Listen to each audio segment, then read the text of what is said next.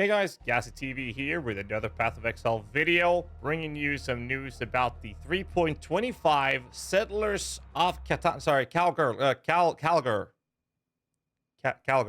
also known as Boat League. Dude, I am beyond excited for this. There's been a plethora of available quality of life updates. Mark Roberts, they've just been completely insane with all of these releases with quality of life updates, changing the fundamental way we're actually playing Path of Exile and making it just better. That's the best way to put it. So Settlers of Kalguur is having a reveal on 1 p.m. PDT on the 18th of July. That's this Thursday. I'm super excited about this, and it's going to be very, very exciting to try this. Now, we have been waiting for a boat league for I don't know how long. So for those of you who don't know my channel, and it might be your first time watching, we used to have a little bit of a pirate theme on this channel, simply because I have a profound love for rum. Here's a scene made by the Last Epoch developers. Essentially, this is a scene made by the Last Epoch developers as a gift for me many years ago, and I'm very excited to actually share this because this is something I've been waiting to just dish out and show everyone that, you know, we're actually having a boat league. We thought we had a boat league a couple years ago. We thought the next league would be a boat league. We thought the next league again would be a boat league, and then so, you know, and so forth and so forth. It was teased with this. There were boats in the footages and everything, and we just never got to the point where, hey, we're actually going to have a boat league. Now, there's a lot of ocean on the teaser video. There's a boat. There's an actual boat. So maybe we get something like it. Then the name of the actual league is Settlers of Kalguur. And for those of you who don't know, Settlers of Catan is a very old board game. I believe it comes from Germany. It's a really cool board game. If you haven't tried it out, do so. So essentially, we're sitting in here speculating out what might be the actual league mechanic. So let's just come in here to my cabin. Let's talk about it. You know, between leagues, this is where I hang out, have a good time, drink some rum, and just chill in the back of the boat. So what the speculation is on the league mechanic might be anything to do with them taking a shot at a wild attempt of some sort of small roguelike kind of approach to the mini game on the side, where you might be building up your own little command center or garrison, like World of Warcraft style or something that you have, that you send out your units from this town, I guess, to collect material, something. I don't know. That's just one option of so many. Obviously, having a boat in there, I would wish that, or I'd assume that we'd actually go on missions like that ourselves and actually go on the boat to then go to foreign lands to collect and plunder resources to continue building our settlements and trade with other people on the islands on the boat. Maybe that's what we're going to see. I don't know. I actually very much enjoy the fact that GGG are very happy and very forward thinking when it comes to the idea of trying new things out on the boat. Maybe it will be that. Maybe it will be absolute trash. I don't know. Let's not repeat 3.15 or 3.19, but 10 years of playing Path of Exile has actually led me to one thing. There's a lot of confidence and trust in this company, and I really hope there's going to be a big boat. Very excited. But let's dive in and check out the actual boat. Quality of life teasers that they've been providing and literally showering us with the last couple of weeks. So as you can see, there's a lot of quality of life information that they've been giving us, and there's more to come. So I'm just going to start from the bottom. So let me zoom in here and let's get started. So in Path of Exile, Settlers of Kalguur, we're shipping a bunch of quality of life improvements. For example, restoration effects such as heralds and auras persist through death now. They made a little bit of a video showcasing this as well. Essentially, what happens is that when you die, your auras, as you can see on the mana pool here, does not go away. You immediately spawn, as you can see here, in town, and all your auras is still active here in the bottom right corner, as you can see. So this is a very nice quality of life update. The tech is finally here. We've been waiting for this for quite some time, haven't we? So that's a small one, obviously very welcome. Next one up is the Settlers of Kalguur expansion. You can now start harvest encounters with just one single action. Again, the idea of minimizing the amount of clicks we have to do to loot things. This has been an ongoing topic for quite some time in the game, and now they're further implementing features to reduce clicks that we have to do in the game to play the game in a comfortable way. Next one up is that you'll no longer need to click the waypoints to activate them. I know for a fact that Taita Killer is going to be loving this one. Essentially, what they're doing here is that they're showing us the approach of us just moving close to a waypoint. Instead of clicking it, it will be activated. So very comfortable. You're no longer going to be missing some waypoints. Trust me, most of us that's been around for as long as I have definitely done this a couple of times throughout the years. Very annoying. Next one up is the rework of item quality. The rarity of items no longer relevant when applying currencies to non-unique items. Instead, it's based on their item level. This is a way to make the approach of quality item or quality currency be used in the early stage of the game.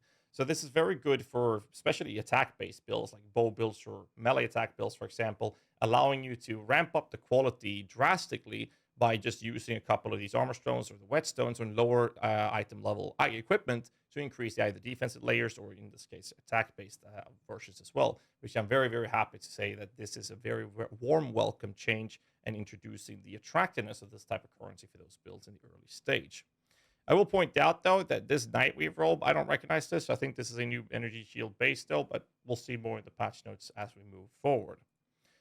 Other things here is that the item quality on armor and weapons are now multiplicative. So what they've done here is very simple. The added quality on items or armor or defensive scaling and the offensive scaling of items have been an additive multiplier to the or additives calculated improvement to your weapons of their damage or armor or armor pieces, or energy shield for energy shield pieces. Now the quality is multiplicative. So this is a significant buff for builds like Chains of Command minion builds. And of course, melee. Pinnacle and Act bosses now have a static life bar. This is something we've been screaming for a very long time. This is something we see in PoE 2, and I'm very happy to see that they're taking really good features from PoE 2 and implementing them in PoE 1 where they can. And this is something that is very, very, very good. This allows you to see the debuffs. As you can see here, he's no longer targeting the boss. Cursor is away, and the HP bar is up here, allowing him to actually be in a position where you can see debuffs. So you see a 10% shock, 10% chill, but he doesn't actually target the boss, but the HP bar is stuck up there. Very, very excited for this one. Again, it's something that we have been asking for a very long time, but we're finally getting it. So I'm just not going to sit there and be negative and say, well, it should have been there. I'm just going to be happy that it's coming, and I'm very, very excited about this. The range you can pick up items in 3.25 has been increased. We'll take a quick look at the video. Basically what they've done, which is, again, something that's been asked about for a long time, that is increasing the range of where you need to stand to the distance of where the item is on the ground to loot it. Since you need to click so many items, it's very frustrating that you have to run back and forth there all over the place. They're reducing this a little bit, as you can see here in this footage, with how short of a distance we had to be before to pick up an item. Now we can actually pick it up with a little bit of a range to it. So something that's very important to point out with the specific quality of life detail is obviously the fact that once they've done this, they can never go back. They have to keep this. The only thing they can do is make it bigger, which I don't think they will ever do. So it's something that they have to be very careful with. So I think that this is a good change. We've asked for it. We got something. I think a lot of people will say they want it bigger or screen wide. I think this is a perfect middle ground. We're getting it ranged up, and I'm happy with it. That's all I can say. The other changes that we've seen is that Sister Cassie has discovered a new blight oil, which will allow you to anoint secret notables. So in here, we're going to be seeing the new amulet oils. So the blighted oils comes from Sister Cassia. And as you can see here, there is a rainbow oil here, prismatic. Let me make this scene big. And it just says that it can be combined with other oils. There's an Astrobentis and a Gene Studio, I believe it is. And that's about it. And it says secrets, right? Incorporeal is the first one we're looking at here. This is elusive on you, reduces an effect 50% slower, but it's removed from you at 20% effect. And we'll see what they have on the other one. In here we have mixed munitions, increased cooldown recovery rate for throwing traps per mine detonated recently. So we'll obviously be digging through and data mining the crap out of this, trying to find out all of these secrets, new blight oil notables that we can pick up. Very exciting, actually. 3.25, we're adding a 6th map device slot. So this one, let's listen to what he's Game Director on Path of Exile. In 3.25, we're adding a 6th map device slot. This one was a bit of a nightmare for our UI designers. You don't want to see the prototypes. Or maybe you do.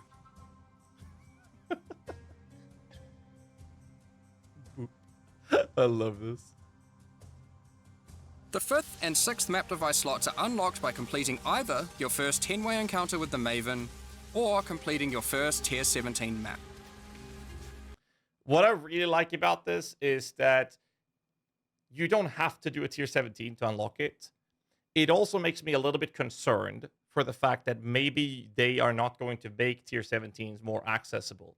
which is both good and bad. I think that tier 17s was a bit too much for the majority of the player base, and for people that were blasting, it was manageable. If you played a proper build with proper gear, you were able to do it. So I'm not sure what the plans are, but by unlocking the 6 map device slot this way and gating it to not only be tier 17 might be an indicator that they are not going to make changes to the tier 17s, but we'll see that. Let me know in the comments below what you guys think on that topic.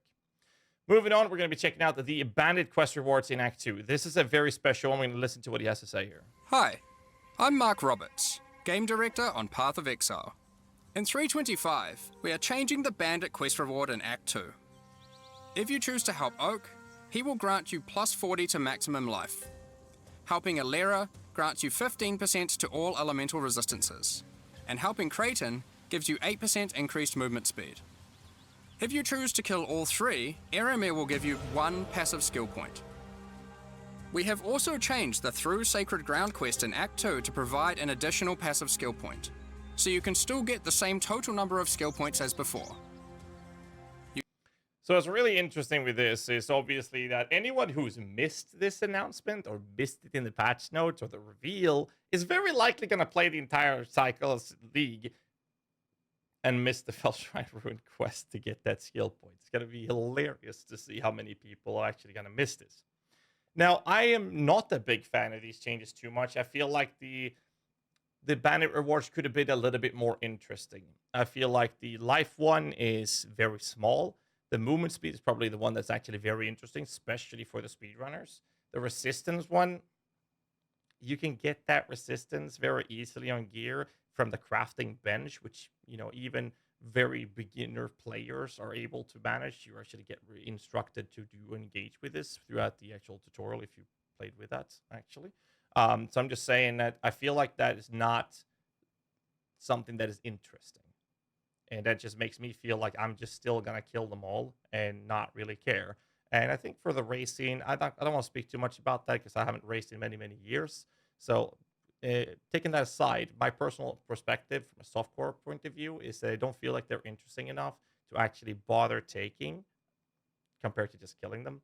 If they had some more interesting mechanics on them, giving more than just one type of modifier, they might become more attractive to be worthy of that skill point. Most people would never take 15% resistance on their skill tree for 1 point. They wouldn't take 8% movement speed for 1 point of the skill tree. Some builds might. Maybe I'm wrong. Do please let me know if you disagree with me, but that's my take on this specific topic. Moving on, though, simulacrums have less waves and more opportunities for unique rewards. I actually have not seen this one specifically, as I've been flying to LA for D4 Spiritborn class playtests. I'll be watching this on this recording right now with you guys. Hi, I'm Mark Roberts, Game Director on Path of Exile. In the Settlers update, we have removed the first 15 waves from the simulacrum. Nice. Usually, characters reaching this content were a high enough level that the first waves were tedious and unrewarding. Yeah. Simulacrum should now be a lot faster to run. On top of this, we have added more opportunities to get the specific unique items like voices by defeating the bosses as you complete waves. Nice. You can find out more about Okay, so one of the biggest problems why I never really engage with Simulacrum is because it's such a huge time investment. And like you said, the first 15 waves were like not rewarding enough. So you had to go through that slog and then see if you can handle the waves and do the actual rewarding waves. So I think this is a great way for them to basically respect the player's time when you're playing the game and let you have fun with it. Because I don't think anyone enjoyed the first 15 waves of Simulacrum personally. It was just boring. This is actually a really good change. I hope to see more of this coming in the game. The next one I have seen, though, and this is that you can hover over any map in the Atlas to see what divination cards can drop in that map. Now, we don't need to listen to what he has to say here, but we'll watch the video real quick. So essentially what you can do in the Atlas is basically just hover over the map itself and then holding down a key, I believe it is, right? Not even needed, maybe. And you'll see which specific divination cards drop specifically in that map. Now, obviously, you can get other divination cards. You can get them from other sources or league mechanics. But these specific ones, for example, in Burial Chambers, will drop the Bronze Battle Mage, Cursed Words, the Summoner, and the Brother's Gift are specific to that area. And I think this is a really cool way to help people navigate through the game and have the information that they want from the game in the game without requiring us to go to third-party sites. Now, obviously, Path of Exile is well known for having websites. Obviously, we have build guides, YouTube, Twitch, and written build guides pages. We have access to Craft of Exile, PoE Vault, PoE Racing for the racing stuff, and PoE Lab for the lab stuff, and obviously the trade site. Like, it's just a plethora of it, and that's just the start of it. There's so many more, and it's just crazy how much it actually pushes us into using third-party sites. So actually, I welcome a change like this, and I want more of this to have more of the actual game in-game rather than forcing players to look at outside of the game. So I'm very excited about this as well. And that is the last teaser that we've seen as of the recording, which is now on Tuesday, 2 days before the reveal. Very exciting times, boys. I'd like. Obviously, I'm super excited for the main fact that I really genuinely believe we're finally getting a boat-related, ocean-related actual league. We'll see. I will be obviously dressing up in a full pirate outfit for the launch if that is going to happen. I have my pirate hat ready, got my scenes ready, and that's all I have for you today. If you disagree with any of my takes or if you want to share your thoughts, do let me know in the comments below. And that's it. So till next time, as always, stay safe, keep rocking.